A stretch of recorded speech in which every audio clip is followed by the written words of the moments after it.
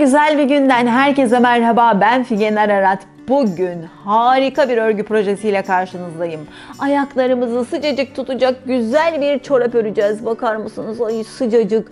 Böyle zaten soğuk kış günlerinde en çok ayağım, elim ve burnum üşür benim. Sizi bilmiyorum ama ben donarım yani. Gerçekten böyle elim, ayağım buz gibidir.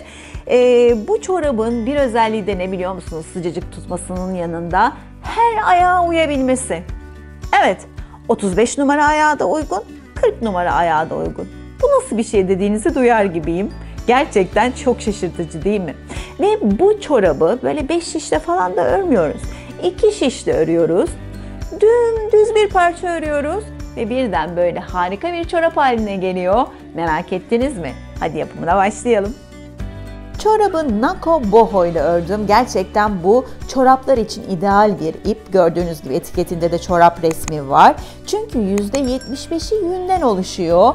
Ayakları sıcacık tutuyor. %25 de polyamid. Bu da terlememesini sağlıyor. Ayağın harika bir iplik. Çoraplar, eldivenler için yünü fazla olan iplikler çok değerli. Ben hangi renkle ördüm? Nako Boho Winter Garden. Renk kodunu da söylemem gerekirse 82.454. Eğer siz de aynı renkle örmek isterseniz. Şiş numarası da ne kullanacakmışız? 2,5-3 numara şiş kullanacakmışız. Ben 2,5 numara şişle ördüm. Bakar mısınız? Harika, her ayağa uygun, esnek, mükemmel bir çorap oldu. Kendinden de böyle çizgi desenli. Ben bir tanesini ördüm. İkincisine de tam böyle birincisini başladığım renge geldiğinde bitirdim ki diğeri de aynı yerden başlasın diye. Çünkü otomatik olarak aynı renklerle ilerlemiş olacağım. Ben hiç ip değiştirmeyeceğim. 68 ilmekle başlıyorum. Şöyle. 68 ilmek attım. Yetişkinler için 68 ilmek. Şöyle esnek olması için lastik örgü örüyorum. İkili lastik öreceğim için çift ilmek atmayı unutmayın. Hani çocuklarınızla yapacaksanız, daha küçük yapacaksanız yine de çift ilmek atın. Çünkü çift lastikten yapacağız. Şöyle ilk ilmeği örmeden alıyorum. 2 ilmeği düz örgü olarak örüyorum. Diğer ilmeği 2 tane ters örgü örüyorum. 2 düz, 2 ters olarak lastik örgü örüyorum.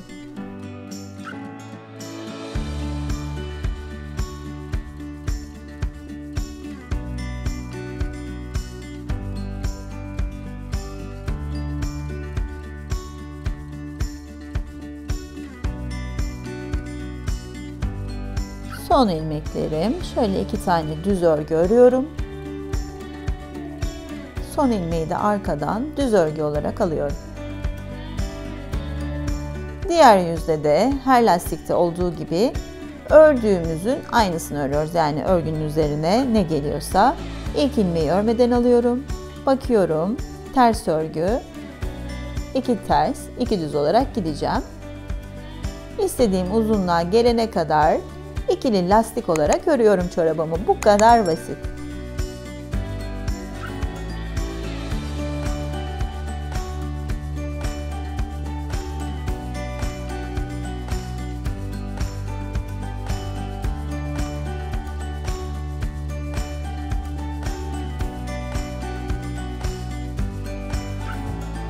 İstediğim uzunluğa gelene kadar ördüm. Şöyle santim olarak size uzunluğunu söyleyeyim. Şöyle 30 santim uzunluğuna ördüm ama sizin ayağınız daha büyükse daha uzun örün, dizinize kadar istiyorsanız daha uzun örün. Yani istediğiniz uzunluğa kadar örebilirsiniz. Bu bileğe kadar olan bir model. Şimdi şu uç kısmını yapacağız. Dümdüz bir parça ördük. Sadece uç kısmında bir eksiltme yapıyoruz.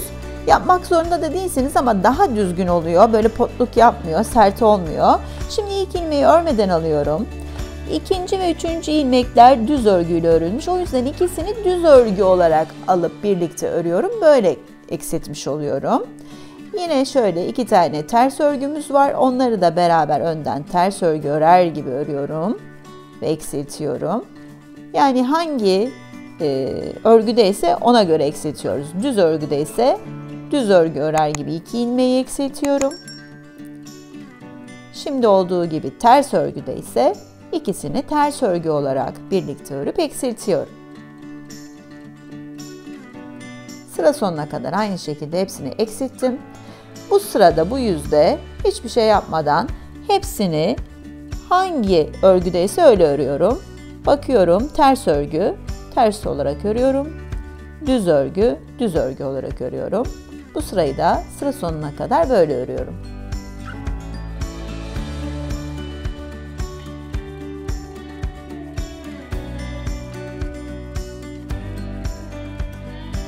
İşte bakın harika bir şekilde eksiltmiş olduk. Bu kadar da yeterli. Ama ben biraz daha eksiltmek istiyorum. Şimdi 2-2 tüm ilmekleri eksilteceğim.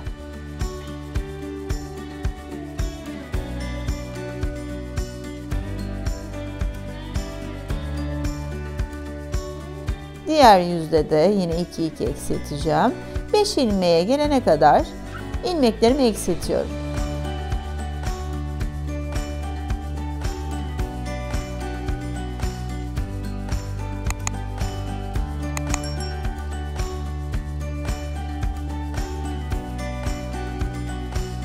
Beş ilmek kalana kadar eksilttim.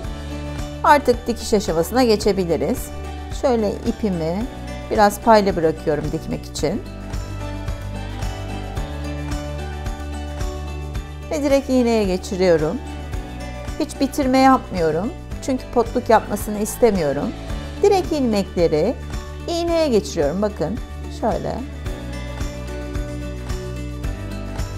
Ve iğneyi şöyle iplikle beraber çekince hemen büzülüyor ve harika 5 şişle örülmüş gibi çorap ucumuz oluşuyor. Bakın hiç potluk yok. Yumuşacık harika bir çorap burnu oldu. Bakın çok güzel. Şimdi sadece şöyle uçlardan dikerek birleştiriyorum.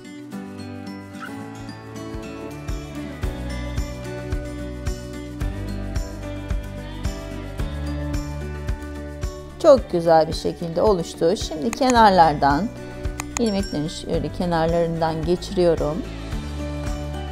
Ve en uca kadar dikeceğim. Bakın şöyle. En uca kadar dümdüz dikeceğim. Sadece ilmekleri karşılıklı düzgün alırsanız hiç potluk yapmaz. İzi de belli olmaz. Şöyle.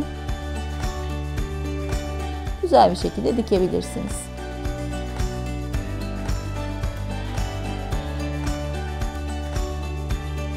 Ucuna kadar diktik ve çorabımız bitti. Dediğim kadar kolaymış değil mi? Dümdüz bir parça ördük. Sadece burun kısmı için birazcık eksiltme yaptık. Şimdi diktikten sonra da dikişi içeride kalsın diye ters çeviriyorum ki hiç dikişi de belli olmuyor gördüğünüz gibi. İşte çoraplarım hazır, gayet esnek ve sıcacık tutan harika rengarenk çoraplarım hazır. İşte çoraplarım hazır, dediğim kadar kolaymış değil mi? Umarım beğenmişsinizdir. Yorumlarınızı sabırsızlıkla bekliyorum. Yine güzel değişik örgü projelerinde buluşmak üzere. Şimdilik hoşça kalın.